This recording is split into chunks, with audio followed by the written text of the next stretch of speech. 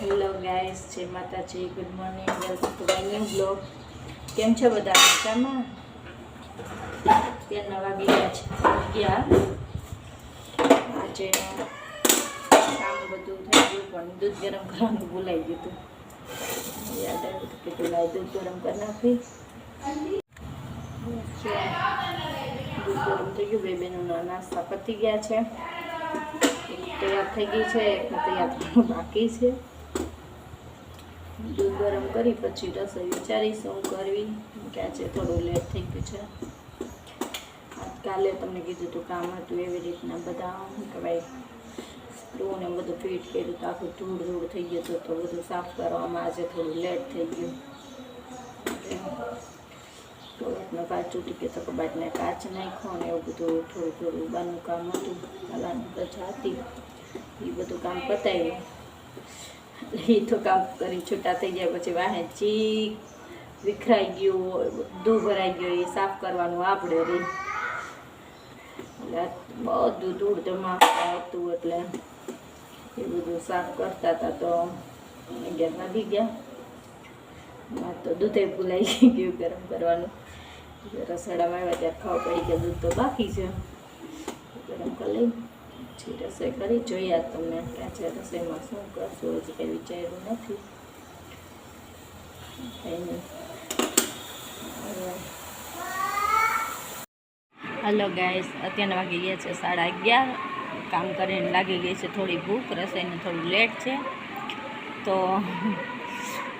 કાલની ઈડલી થોડી પડી હતી, ખુશીબાઈ મસ્ત વઘાર મારી દીધો છે. આપણે થોડી ઈડલી ખાઈ લઈ. જોઈ શકો છો તમે ઈડલી.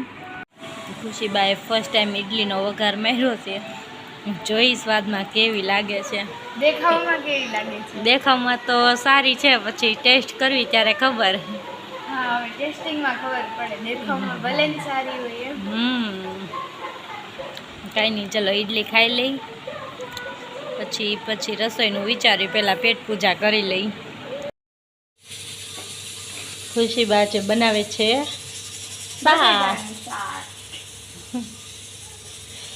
હાલે બધા બટેકાનું શાક બનાવવા. ધીમે ધીમે હવે એને રસોઈ કરવાનો શોખ થઈ ગયો છે. રસોઈ તો કરવી જ પડે. અને એમ થાય કે હવે મારે શીખવું જોઈએ, કે આંટી હવે શીખવાડો તો હાલો એ બાને આપણે ફોરો.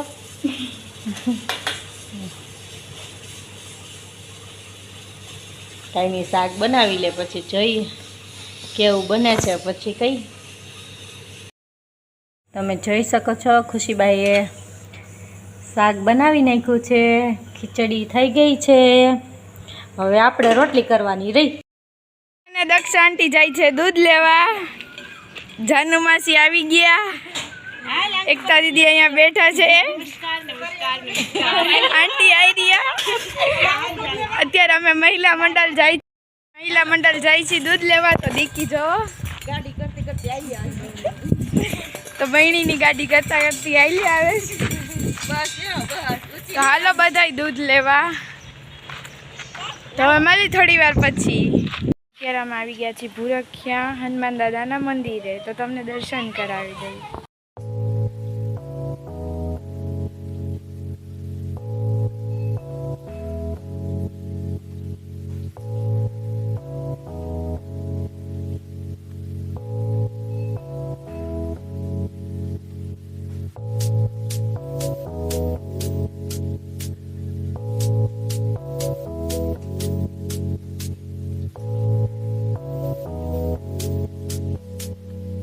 હાલો બધા બેસવા. અમે મસ્ત ભૂરખિયા મંદિરે પવન આવે છે, તો અમે એને સ્ટોપ કરીને બેસી ગયા. એ લોકો દૂધ લેવા ગયા છે, આગળ થોડી વારમાં આવશે ત્યારે પાછા જોઈન થઈ જાઉં. ત્યાં લગન બસ જો અહીંયા મસ્ત પવન નીચે આરામ કરવી છે. હાલો તમે બધા ભૂરખિયા ફરવા. અહીંયા ઘરથી થોડે દૂર બહુ મસ્ત હનુમાનજીનું મંદિર છે, જગ્યા છે. ત્યાં આવીને બેઠા છે. દીકી રમે છે, ત્યાંના છોકરાઓ છે નિહારે.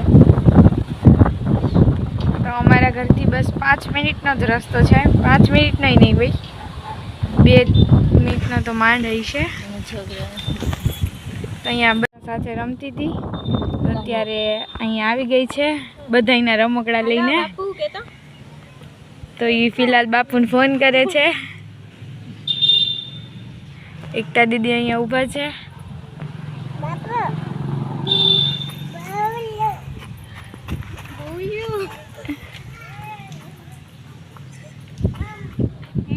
તો મમ મંગે છે ઈ. ભાઈ નથી વાત કરવી, તો યાર છોકરાને દે છે. એને વાત નથી કરવી, તું વાત કર. તો મળી થોડી વાર પછી. હેલો ગાઈસ, અત્યારના વાગી ગયા છે 8:30. આજે આપણે આરામમાં છીએ, ફ્રી થઈને બેઠા છીએ.